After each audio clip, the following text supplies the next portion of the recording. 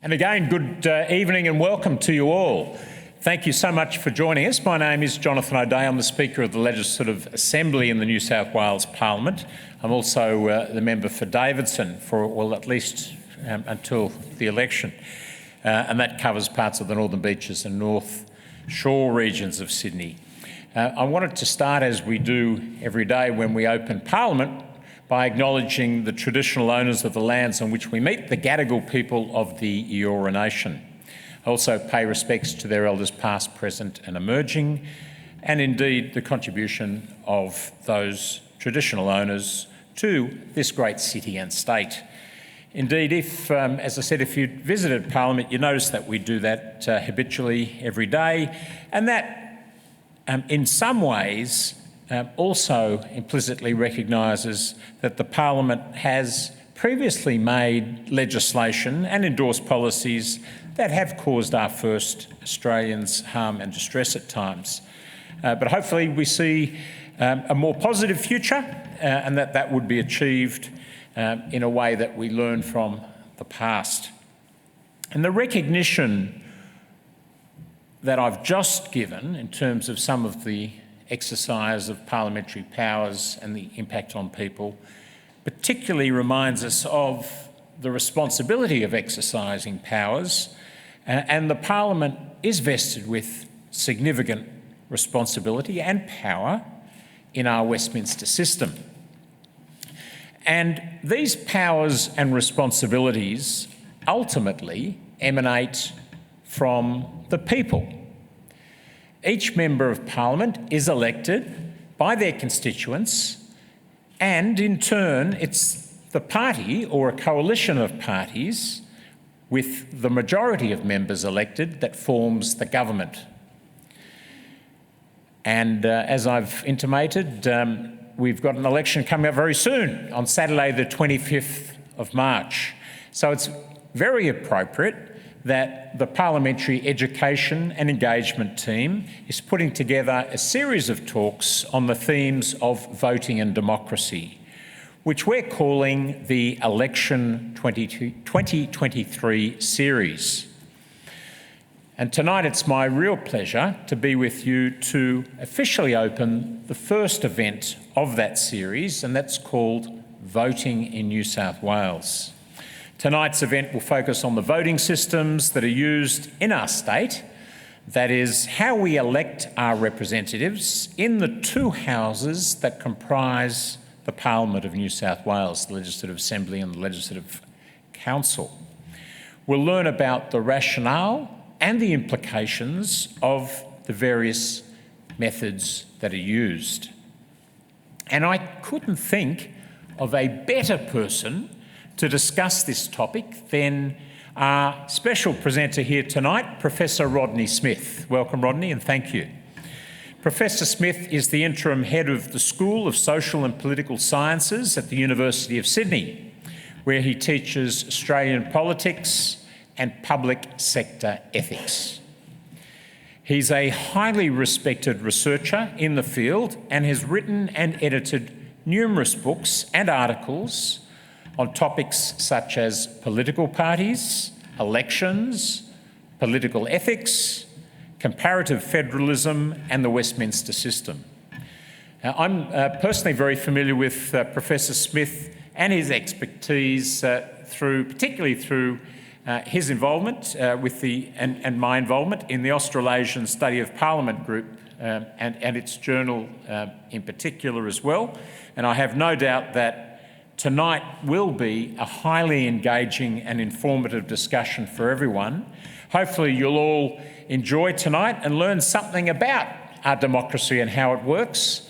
But for now, I'd like you to join with me in welcoming Professor Smith to speak tonight.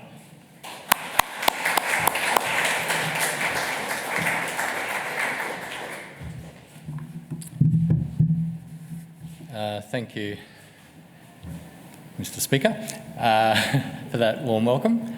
And I also echo your acknowledgement that we are meeting on the lands of the Gadigal people of the Eora Nation and pay my respects to elders past and present. So it's a bit of a challenge in the time we've got to cover everything that might be important about voting in New South Wales. I'll do my best, but I'll try and leave a quarter of an hour or so at the end for some questions on things that I may have covered badly or I might not have covered at all. So what are we going to cover? I'm going to try, we'll go through that one. What I'm going to try to do is to go through these topics. And throughout we'll be focusing on voters and on voting rather than other stakeholders in elections. As Mr. O'Day said, there are other stakeholders, political parties, the media, electoral management bodies, the New South Wales Electoral Commission, the media and so on. I won't be saying terribly much about them at all. We'll be focusing on voters.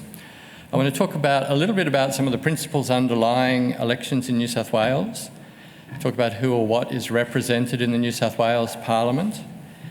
I'll talk about inclusion and exclusion from voting, and then start getting into the real nitty-gritty of how elections operate from the perspective of the voter. So equality of the vote, voting for the Legislative Council and the Legislative Assembly, and then finish with some consequences of the voting systems that we use for those two chambers of our New South Wales Parliament. So when we're thinking about principles that underpin New South Wales elections, we might divide them into sort of primary principles of the sort that Mr. O'Day just outlined. So representation, it's fairly straightforward. Elections are there to make sure that parliamentarians in some sense represent the people. Elections also serve to authorise the Parliament to act, and within that Parliament to authorise the Executive to act. And they provide an accountability mechanism for judging the parliamentarians and the cabinet ministers and other ministers that form the government on their performance.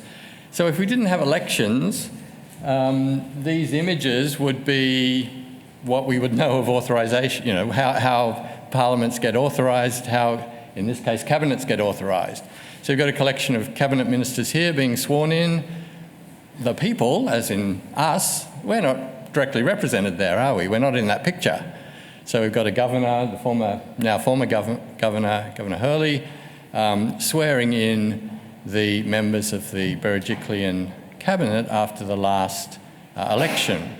So without elections, without a focus on elections, that authorisation, that accountability looks like it's kind of antiquated, that it relates to some kind of monarchical power set out in or brought down to us by the New South Wales Constitution. So elections are very important in kind of correcting that picture by bringing the people in. But there is also some secondary principles that we might talk about. You know, if we want to imagine what democratic elections look like, they have to be reasonably inclusive. And our definition of that has changed over the years. I think the next talk in this series will be on the very important issue of the Aboriginal franchise in New South Wales and the history of that. And that's a story of kind of some inclusion, exclusion, and then re-inclusion over a long period of time. So elections have to be reasonably inclusive. There has to be a high degree of equality. Elections should be safe. If you feel unsafe voting, as people do in many parts of the world, then there's something wrong with elections. And they have to be transparent. They should be transparent. In other words, we as voters should be able to understand, at least to a reasonable degree, what's going on. If there's an outcome that's announced, this party's won the election or that party's won the election, we ought to be reasonably confident that the process has been a transparent one, that there hasn't been some kind of behind-the-scenes shenanigans going on. So let's talk in a little bit more specifics about who gets represented. And the two houses of our Parliament in New South Wales represent two different principles. The first principle is quite an old principle going back to our heritage of Westminster systems in the UK, and that's of representing people in specific geographical locations. I don't want to call them communities because they're not necessarily communities in a strong sense, but local areas. And unfortunately, I'm not quite as close to the screen as I would have liked to have been, but you can see here, this is a kind of a map of New South Wales. Hopefully you can see the blue lines. Those are the different electorates in New South Wales. And you can see their attempts to draw lines which represent communities, which then send a member to the Legislative Assembly. Each of them do that. Legislative Assembly, the lower house. I'll use those terms interchangeably. So if I talk about lower house, I'm talking about Legislative Assembly. And then the upper house works on a different principle of representation in the sense that it's based on the whole state. So the Legislative Council is elected not from particular electorates, particular communities, but by the state as a whole. And in this, New South Wales is similar to, say, South Australia, which does that, but different from Victoria and Western Australia, which rely on, to elect their Legislative Council, their upper houses, on larger regional electorates, so lines on the map that are bigger than the lines that define the lower house communities. So in that sense, the two houses have different representative principles that are reflected in their electoral systems.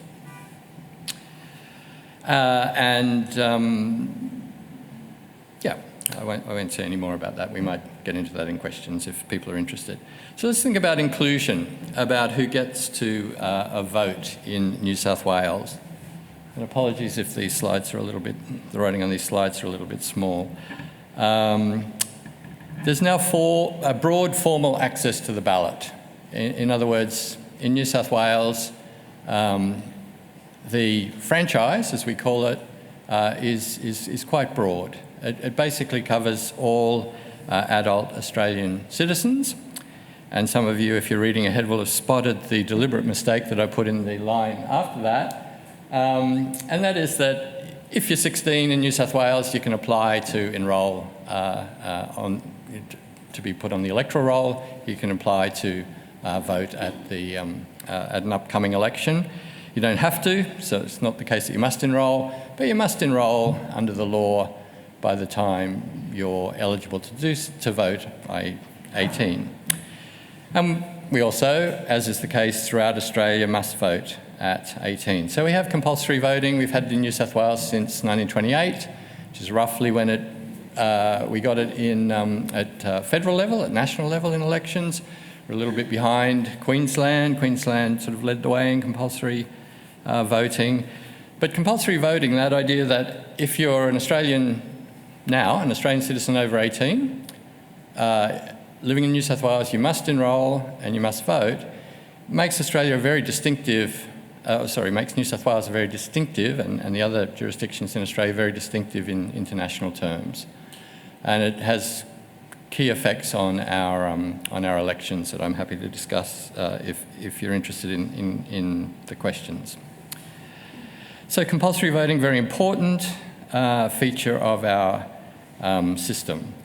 There are some other inclusions on the electoral roll, and here I could make a mother-in-law joke, but I won't, because it would be about 30 years too late to make such a joke and expect a laugh. But I will point out that my mother-in-law can vote in New South Wales elections, even though she is not an Australian citizen. She came out here as a 10-pound pom in the 1950s, married an Australian, and because she was on the electoral roll in 1984, she gets to stay on the electoral roll. So she gets to vote along with Australian citizens like myself, even though despite my attempts to convince her that she should change her citizenship, she hasn't done so. So there are some other inclusions, but they're small, and if you think about it, people who were on the electoral roll in 1984 are progressing in years, and so they're a smaller and smaller category. By far the largest category, of course, is Australian citizens living in New South Wales. Very few exclusions. Some prisoners are excluded if they're serving long sentences, but by and large, everyone is included. There's a process of continuous enrolment. So enrolment happens on a rolling basis. The rolls are upgraded, updated on a rolling basis. People can self-enrol.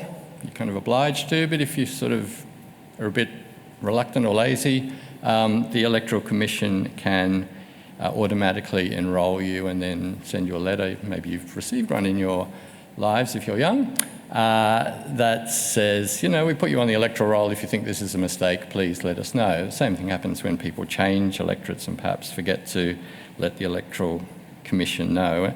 And that enrolment is jointly managed now with the Australian Electoral Commission, so we have there is a cooperative relationship between the two electoral commissions, the New South Wales Electoral Commission that runs state elections and the Australian Electoral Commission that runs the national elections. And if you still forget and the New South Wales Electoral Commission hasn't caught up with you, on election day you can enrol instantly, as it were, if you've got photographic proof of identity. So you have to provide photographic proof of identity. Your vote will be provisional until that's all sorted, but you can enrol and vote on the same day, on polling day, which was an innovation brought in, I'm thinking, within the last decade or so. So almost everyone's on the roll who needs to be on the roll, and almost everyone can, who needs to vote even if they're not, and is eligible to vote even if they're not on the roll, can do so. Important to note that voter identification isn't required for other enrolled voters. So if you're on the electoral roll and you rock up to the polling place on election day, you're not required to provide identification. Sometimes people do, just if they've got complicated names that the electoral officials can't work out. So they might ask, it's kind of convenient if you've got a licence or something that has your name spelled out on it, but it's not required. And that makes us different from the vast majority of countries in the world where some form of voter identification is actually required. Australia is one of the few countries in the world, and the Australian jurisdictions at state level, including New South Wales, among the few electoral systems which operate on more or less on a trust system. Very much more on a trust system than in many other countries in that regard.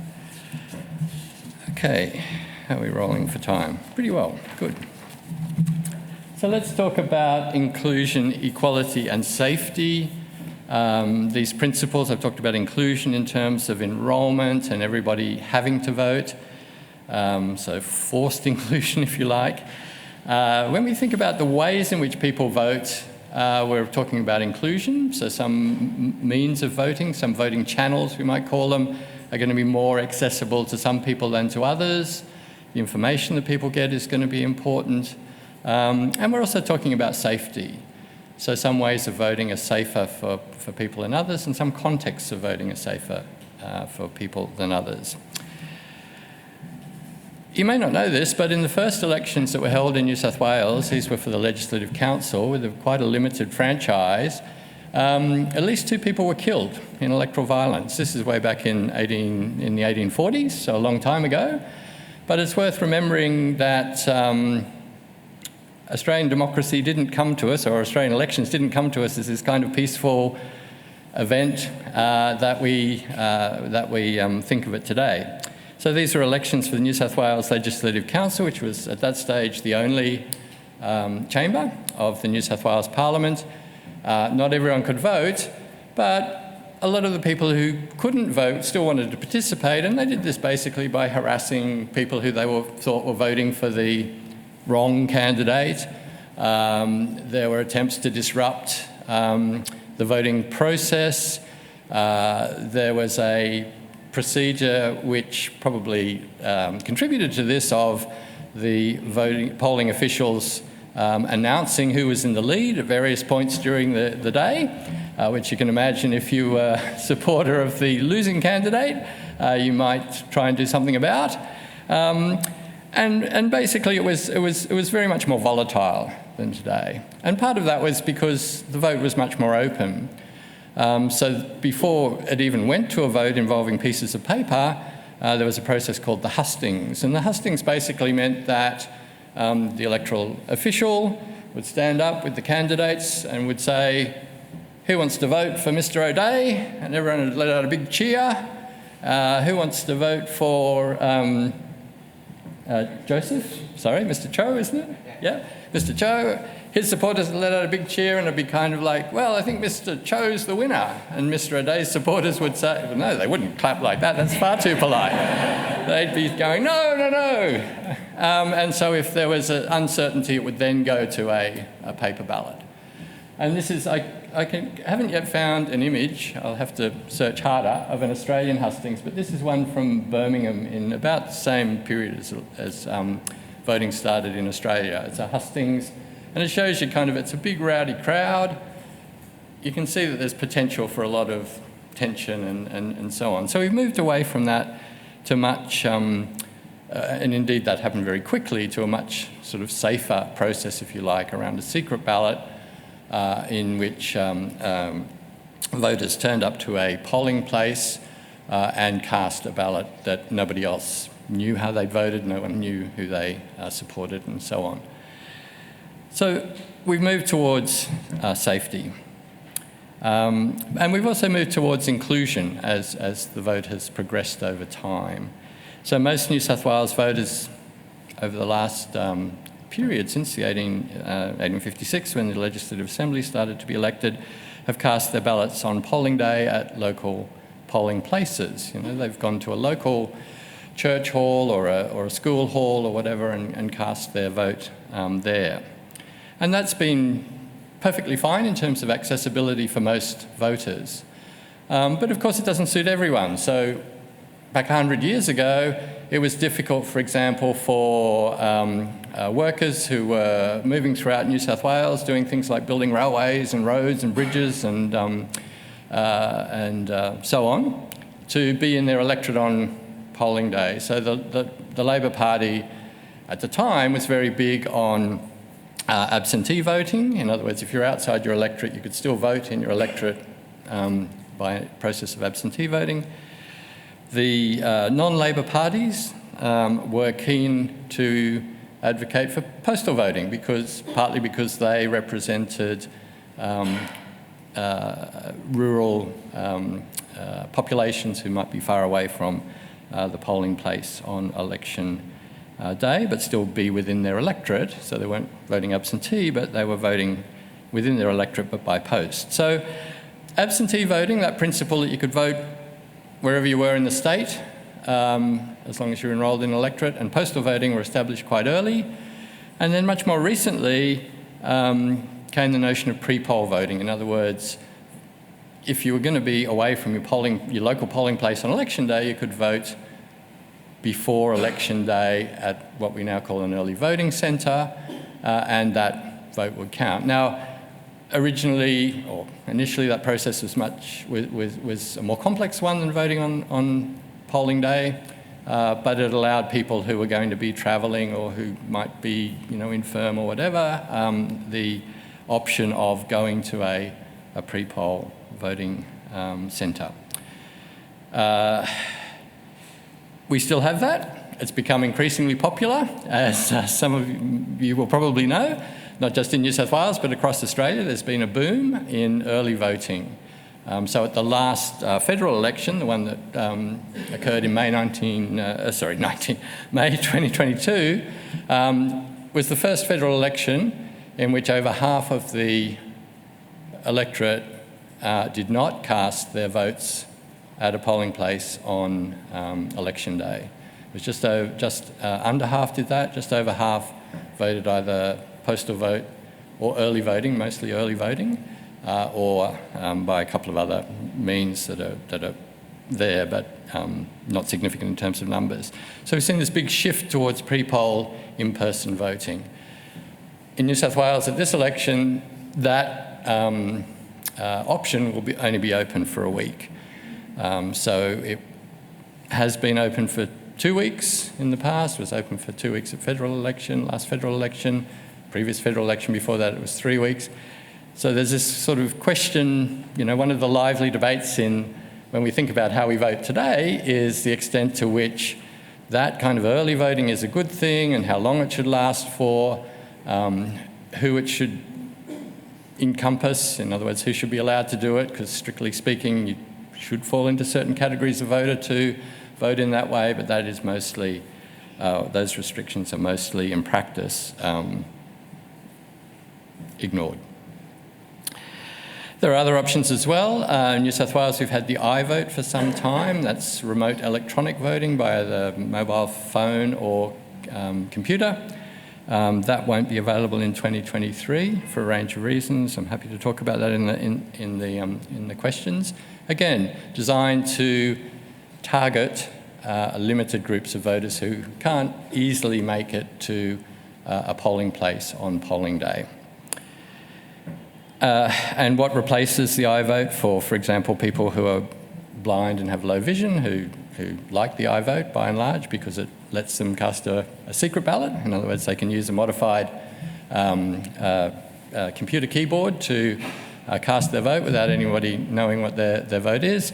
There's a system of operated assisted telephone votes, which are much more cumbersome, slower, and potentially still allow somebody to know how you voted, even if they don't know your identity. There's still a kind of a connection there that I know some blind and low vision advocates are quite concerned about. So we've shifted in the way that we vote. I will keep an eye on the time. And we've seen what political scientists and others call a rise of convenience voting. Let's talk a little bit about equality of the vote. And I want to talk about Opavov, who is not a KGB agent, but is just a way of summarising one person, one vote, one value, and refers to a fundamental equality of all voters. So one person, one vote. Every voter has one vote in the election of each house, so you don't get more than one vote because you're more educated or because you've got, more property or more resources or whatever. Everybody gets one vote for each house. And that principle has been around, that formal equality in New South Wales for a long time. The principle of one vote, one value has more or less been around for a long time, but it was entrenched in the New South Wales Constitution in 1979. That's why you've got Mr. Rann up there. Neville Rann, government in 1979, moved to entrench one vote, one value in the New South Wales Constitution, which got rid of things that had been quite common in New South Wales prior to that and in other states, called electoral zones. So electoral zones were basically involved dividing the state up into different zones, and the electorates in those zones had different numbers of voters in them. So you might be in an electorate that only had, say, 5,000 voters. Another electorate might have 15,000 voters. So if you think about that, the value of those two votes is different. 2,501 voters in the smaller electorate sending a member to Parliament, 7,501 voters required to do the same thing in the electorate with more voters in it. So one vote, one value meant getting rid of those electoral zones. We can talk, if you like, about why they were thought a good idea in the first place. And since then, those lines on the map that I was talking to you about earlier for the Legislative Assembly have been required to reflect that principle of one vote, one value. Legislative Council has one person, one vote, one value, at least since it's been elected in 1978, because of the single statewide electorate. In other words, everyone's electorate within the state counts the same. How do we translate this into reality? Obviously, by drawing lines on a map. You need to devise a quota to make sure that there's one vote, one value. That's reasonably straightforward. You take all of the voters in New South Wales and you divide them by the number of electorates. So we have 93 electorates. At the moment, or when they did the calculations for 2023, there were 5,509,652 voters. So you do the maths and you come up with a quota of 59,243 electors in each electorate. And then you say, well, we're not going to reach perfect equality. That's too complicated. People move around. And so you say, well, there's an allowance that we will tolerate, and it's plus or minus 10%.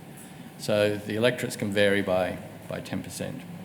If we think about some of the consequences of this, we're talking about equality of individuals here rather than communities or interests. So the lines on the map, I know there's this kind of mythology around that they're meant to represent communities or particular interests. If they do, well and good, but if they don't, the people who draw the lines aren't particularly interested in that. They're much more interested in equality of individuals. In other words, drawing electoral boundaries that ensure that if you're in this electorate, your vote has the same value as somebody living in a neighbouring electorate or any of the other electorates in the state. Second consequence is that some of the electorates get very big. So if you can see that map of New South Wales and you look at the very big area that takes up about, what would you say, 40% of it in the top left corner, that's the electorate of Barwon. You can see that's a massive electorate. It's probably the size of many European countries or, it's a massive electorate. Come into this electorate, the electorate we're in at the moment, you're in a much smaller electorate. So there are questions around representation and accountability there. How does the member for Barwon look after all of their electors, the people in their responsibility, and who are going to hold them accountable, and how do they hold them accountable? It's a big electorate. The MP has to get around to see everybody. Much easier if you're in Sydney. You just hop in an Uber or a taxi or something and you can kind of get anywhere you want within 15 minutes or 20 minutes in your electorate, traffic permitting. But if you're out in an electorate like Barwon, it's a very different position. So there are questions about representation and accountability here that are raised by this idea of one vote, one value. I'll talk very briefly about how this is achieved. So basically through a process of what we call redistributions. These are, the key thing to understand about these is that they're done independently of the government of the day or of parliamentary interests, and they're essentially done as a technical exercise. So New South Wales is not like Florida or many of the other states of the United States where politicians draw the lines on the map to suit themselves. In New South Wales, the lines are drawn on the map by a set of independent officials who act on technical advice about population sizes and population flows. And yes, there is community input. Yes, the political parties sometimes try to influence things, but ultimately it's a technical exercise that's designed to return the electorates back to equality within that tolerance. Let's get to the more pointy end of things, casting the ballot. So Legislative Assembly, we have a system of optional preferential voting, or OPV. We've had that since 1978, again introduced around the same period as that one vote, one value, although unrelated to it. There was there were a set of important electoral reforms in the late 1970s. Optional preferential voting was one of them. Only used in New South Wales. It was used for a while in Queensland, but they abandoned it recently. Went back to full preferential voting. It's a variation on the full preferential voting that's used in House of Representatives elections at federal level. The key difference is that to cast a valid or formal vote in a New South Wales Legislative Assembly election, a voter only has to number one of the available squares. So you can just vote one, to put it crudely, or to use the slogan. The voter must record a preference for one candidate on the ballot paper. Voters can number subsequent preferences. They can show their further preferences for other candidates in the boxes on the ballot paper by going 1, 2, 3, 4, 5. If there are 6 there, 1, 2, 3, 4, 5. And fill out their ballot paper completely, or they can do something intermediate. 1, 2, 1, 2, 3, etc. So the filling out the ballot paper is relatively straightforward. Preferences are optional. You can indicate as many or as few as you like, as long as you indicate one, and your vote will be counted. If we turn to the count for the Legislative Assembly, this basically proceeds in a similar way to full preferential voting in the House for the House of Representatives. So we start off, not we, but the electoral officials start off by counting all the first preference votes. If somebody gets a majority, on the basis of the first preference votes, i.e. the ones that are indicated on the ballot paper, they're elected. End of story. They've got a majority of voters in their electorate voting for them. We don't need to proceed any further except for academic interest. So, calculating two-party preferred margins in seats and so on. But in terms of electing somebody, if a candidate gets a majority of first preference votes, it's game over. They've won. What happens if that doesn't occur? If no one gets a majority, no candidate gets a majority, the candidate with the fewest votes is eliminated, not literally, but in terms of the count.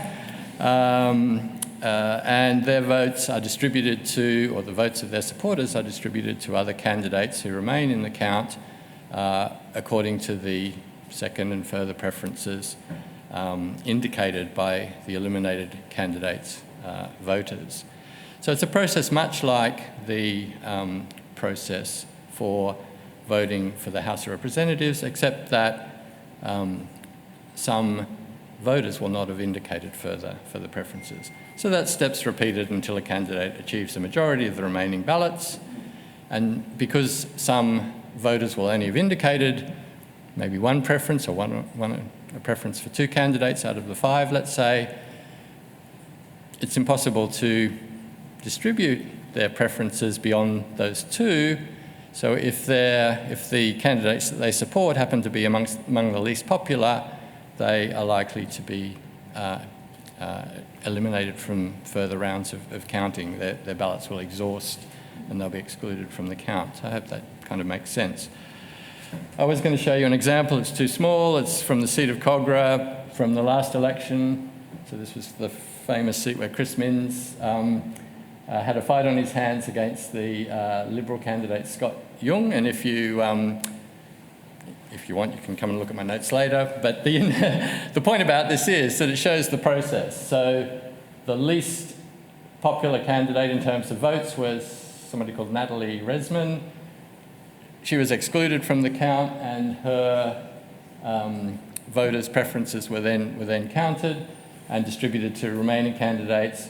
Some of them exhausted, and that process went through 3 stages, until Chris Minns ended up with a slim majority over the remaining candidate, who was the Liberal candidate, Scott Young. So it shows you the kind of process.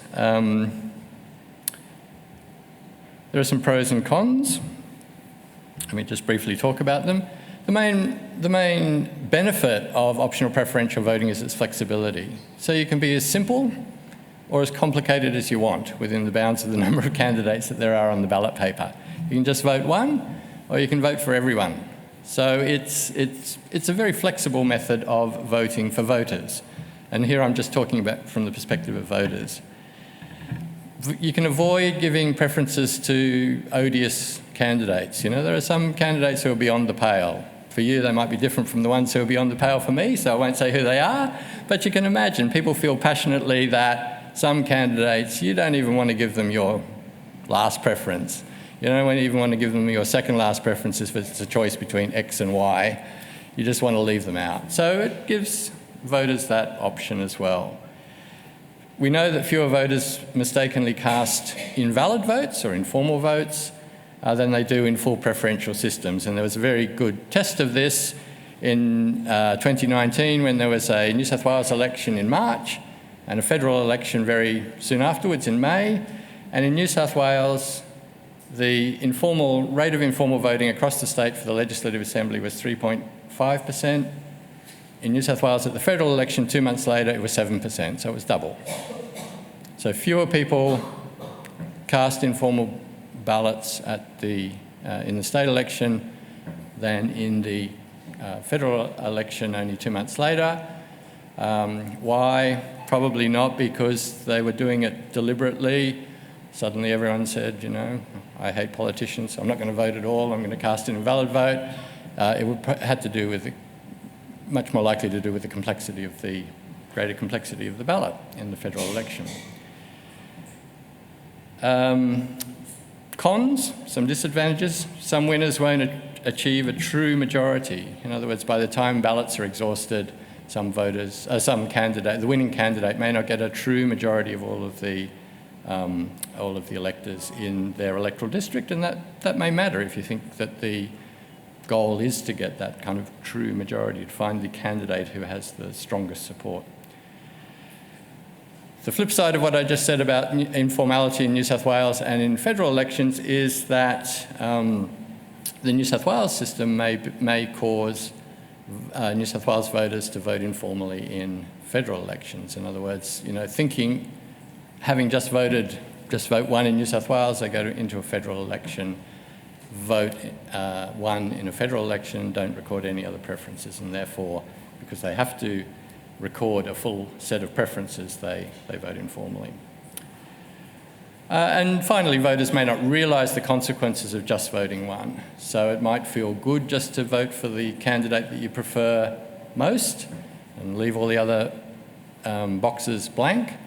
But if you really do have a preference among the remaining candidates, even if it's only a weak preference, I prefer B over C, but I really love A. Yeah, vote one A. But if you don't indicate a preference for B or C, you may end up with an outcome that you didn't prefer. Let's say you kind of prefer B over C and you don't give a preference for B, candidate C may win your seat. And you'll have them representing you for the next 4 years, which is not an outcome that you might desire.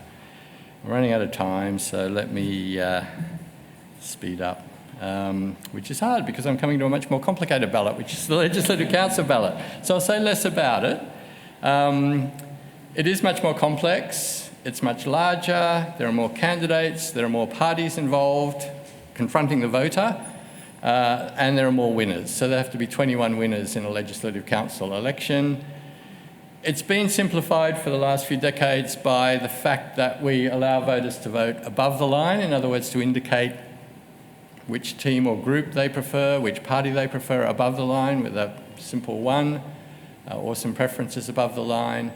And we also put party names on the ballot paper. So back in the good old bad old days, the early days of Legislative Council ballot papers, poor old voters were confronted with a ballot paper, not with as many candidates as this. This one's from the last New South Wales election. It's got over 300 candidates, but there was still a large number of candidates, 80 or 90 or 100. No party names. You could vote.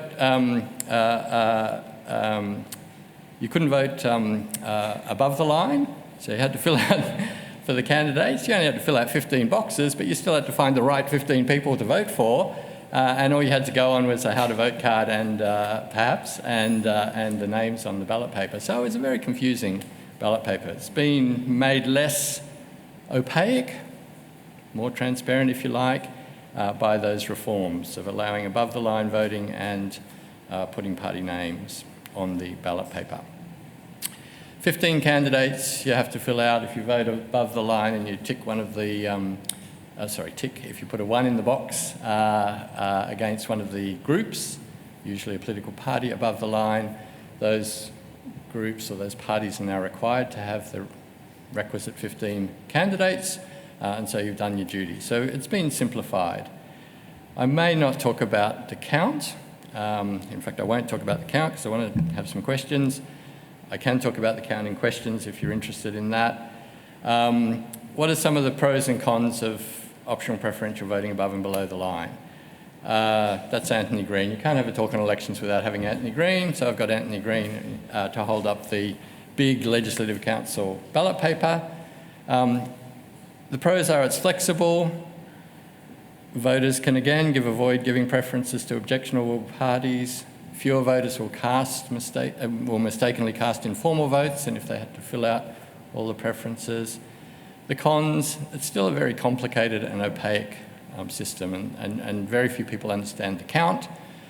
And unless you vote for one of the major parties, or a party like the Greens that get a sizable chunk of the vote, it's probably not entirely clear who your vote has elected. Now, that might not matter to you as a voter, but it might matter to people.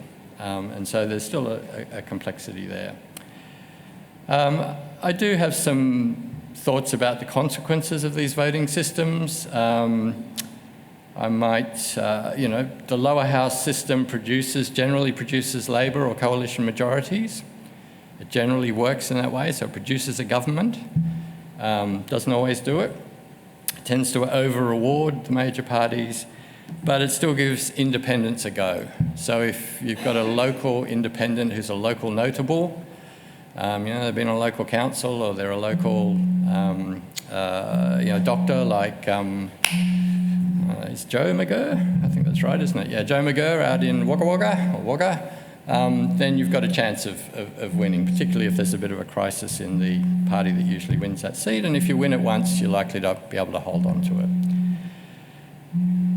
Some indirect consequences means that people like Prime Minister O'Dea here have to try and control what can be quite a combative parliament, because the winners know that they're the winners, House of Parliament rather. The winners know that they're the winners. They know that they can get what they want through the House if they stay united. The opposition know they're the losers, and so they kind of resort to trying to disrupt, antagonise, throw off balance the government. So it's majoritarian politics that can often be an adversarial. Legislative Council, on the other hand, it's conservative because you're electing those 21 members for an 8-year term on a rolling basis, so there are 42 members overall, only half of them get replaced. That's a kind of conservative way of electing an upper house. It ensures change is slower than changes in opinion in the electorate. Mostly we're voting for parties in the Legislative Council because who can really recognise anyone in any of the party lists? And if you're an independent, running for the Legislative Council is really a waste of time because, we don't really know anyone across the whole state in the sense that we'd want to vote for them. I mean, we know plenty of people across the whole state, but, in terms of getting them to vote for you, it's probably a lost cause. It's a proportional system, much more proportional system for the Legislative Council, which means that you get more interests, more different types of people. So you've got people who all relate to animals, but in quite different ways. So they range from the shooters, farmers and fishers party on the left there to the animal justice party on the right there. They all relate to animals, as you can see, but in different ways. So you get this diversity, much more diversity in the Legislative Council. And that means that coalition building becomes a necessity. So it's not that Legislative Councillors are nicer people than members of the Legislative Assembly, far from it. But they find they have to cooperate with each other in order to get legislation through the House, in order to get up their amendments to legislation, in order to work out agreements over policy questions. There's often stronger accountability mechanisms in the upper house for the same sorts of reasons. And this complements the Legislative Council's House of Review image. As is usual for an academic, I've gone over time. I apologise for that. Hopefully we've still got time for questions. And so I think I sit here and wait for your questions.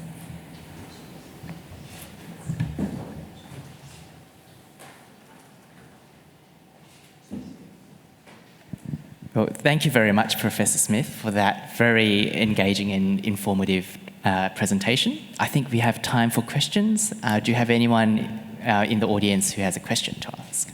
We do have a roving mic with Rita. We've got a question, Rita, just over here. Hello, thanks Rita, and thanks Rodney for that really interesting talk about our electoral system.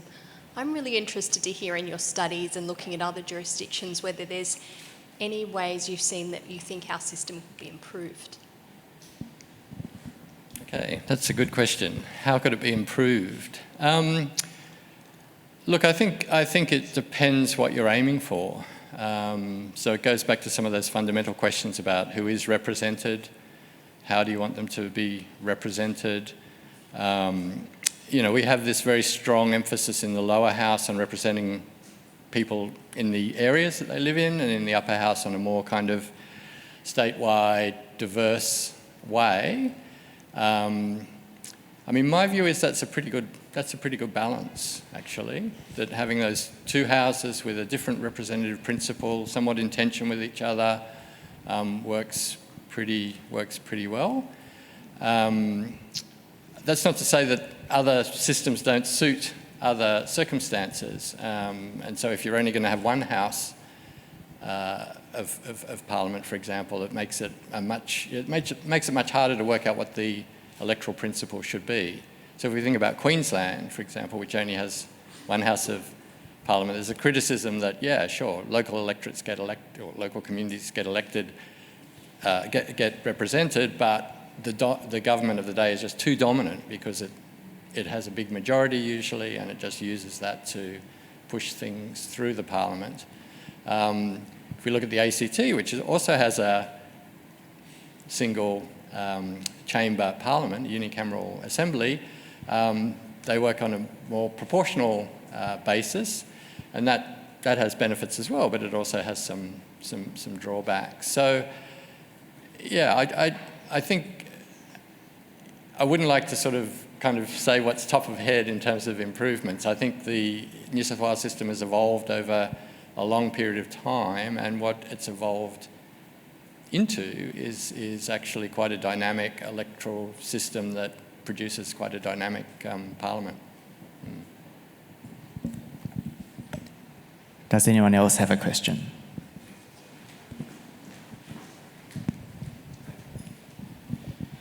To your understanding, what would our system gain and or lose if compulsory voting were no longer compulsory starting tomorrow? Okay, it would lose a number of things over time. So it wouldn't necessarily lose them straight away, but it would lose a number of things over time. What we know about voluntary voting systems as opposed to compulsory voting systems is that compulsory voting systems are generally associated with a greater responsiveness to people who otherwise might not vote. So if legislators can be confident that the people who really count, the people who are going to vote and hold them accountable, this part of the community, but not that part of the community, despite their best efforts, they'll care less about that part of the community that doesn't vote than the part that does.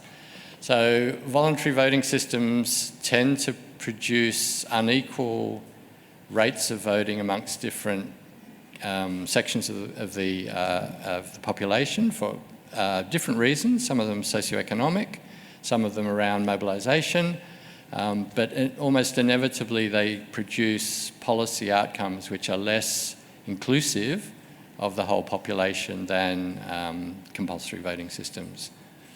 So I think that's what we would lose. Yeah.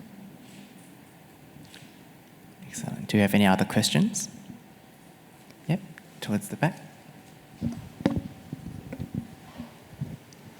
Thank you for a very informative talk. My question is around if a leader is elected and the party decides they no longer want that leader and there's infighting within that party, then the question would be, should that go back to the public? Should the public then decide who needs to be the new leader, or should the party themselves decide, well, we're changing this leader?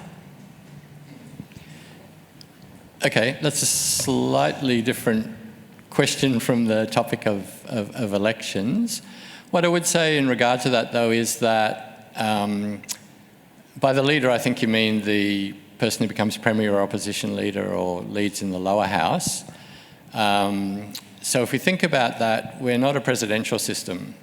So we don't elect a single person to be the head of the executive. We elect members of Parliament, a majority of whom in the lower house, the Legislative Assembly in New South Wales, decide who will be the leader.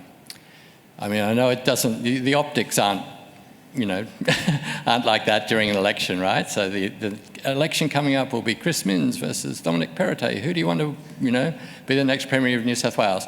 And to some degree that's fair, because we know that either one of them is quite likely to be the leader of the party that wins or the coalition that wins a majority. But fundamentally, in parliamentary systems like New South Wales, what you're electing, particularly in the lower house, is an individual to represent you and all the other people who live in your area to go to Parliament. And out of that process then comes a decision about who gets to be the leader, the premier. So I hope that makes sense. So I think an interesting question that comes up is what happens when a party member decides that they no longer want to be a member of a party and they've been elected as a member of that party, to represent a particular electorate or perhaps to represent the state. So if we think of federal politics, we might think of, Lydia Thorpe, Senator Lydia Thorpe at the moment. Who owns the seat? Is it the party? Is it the individual? What's the balance there? And there can be mechanisms that attempt to prevent MPs from party hopping or leaving their parties. They're generally not terribly successful. You could have recall mechanisms where if somebody left their party, they would be forced to stand before the people in a by-election and try and win their seat again. Sometimes that's happened on a voluntary basis by members of Parliament. I can think of a UK example where that was the case, but it's in Westminster systems under parliamentary privilege. You can't really force somebody to leave the Parliament simply because they've left their party. You're kind of stuck with them. Thank you again for the very informative talk. I guess I had a sort of two-parter question, and one is sort of to validate something. From elections in the past, they've always been held at one specific day, Saturday, to correct my thinking on that, the rationale for that is so that every voter would have the same amount of information to make that decision on as any other voter would. My second question, though, is given the rise of pre-polling, would you have a comment on, does that represent a challenge to that, or are we a more information-hungry voting populace now? Yeah, good question. So in Australian jurisdictions, elections have traditionally occurred on a Saturday, and that's because traditionally that's been a day where most people didn't work. So it allows them to get to the polling place. Other countries use different days, and that's because of their traditions as well, to do with religion and getting in and out of rural areas and so on. So we do have a fixed polling day, but increasingly that's less, in a kind of a fast-moving world, that's less relevant for people. So some people choose to vote early, more and more people choose to vote early. Do they miss out on information? Possibly. But you've got to think about how much information most voters who vote early already have. So at the last federal election, the vast majority of early voters, and remember it's basically half the electorate now, voted in the last week. Right? So even though early voting was available for 2 weeks, a few people voted in the first week, but most people voted in the last week, by which time we'd had 3 leaders' debates, 2 party launches, endless advertisements on television, on your Facebook feed, wherever you looked, posters everywhere. So what information were they really missing? They might have been missing information that the parties released at the last minute. Here's our policy on X, to try and sway people at the last minute. But to turn your question on its head, should we allow political parties to release policies at the last minute that are subject to very little scrutiny? Is that what we want, or do we want to kind of force them in a way to say, if you want these people who are voting in the last, who are voting before polling day to vote for you, and you want to influence them, you've got to release your policies earlier and make sure that, there's time to debate them properly and so on and so forth, rather than the kind of the last minute, cash splash or tax cut or whatever it is that they think will make people vote for them. Yeah. Excellent. Does anyone else have any questions? No, that's great, because we've just on the hour mark, so that's perfect. So I might wrap things up there. I would just like to note that we are heading into a new academic year, and that this is a particularly busy period for Professor Smith. And I think it's wonderful that he still made the time to share his insights with us in such an engaging way as well. If you could please join me in showing Professor Smith our appreciation.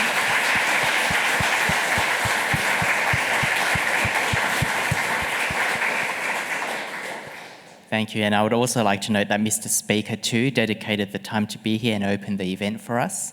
And Mr. Speaker is, of course, an incredibly supportive champion of all the programs that our team puts together. So if you could show our appreciation to Mr. Speaker as well.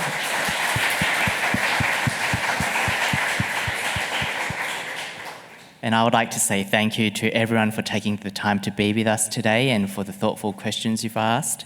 I hope you enjoyed the program, and if you did, please spread the word to others and come back for our future programs. Speaking of future programs, our next event is called Silent History and is going to be part 2 of our election series.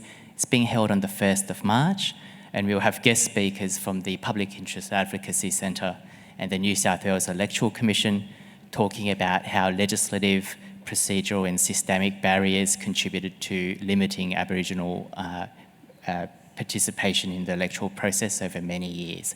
So that one's going to be on the 1st of March. If you'd like further information on our future events, please visit our website or you can join our newsletter. Please talk to me or any other staff here if you'd like to sign up to the newsletter. We're also going to be sending out a short survey soon to find out how you found this event. Please let us know what you thought, and please feel free to make any suggestions on what other programs we can put on as well.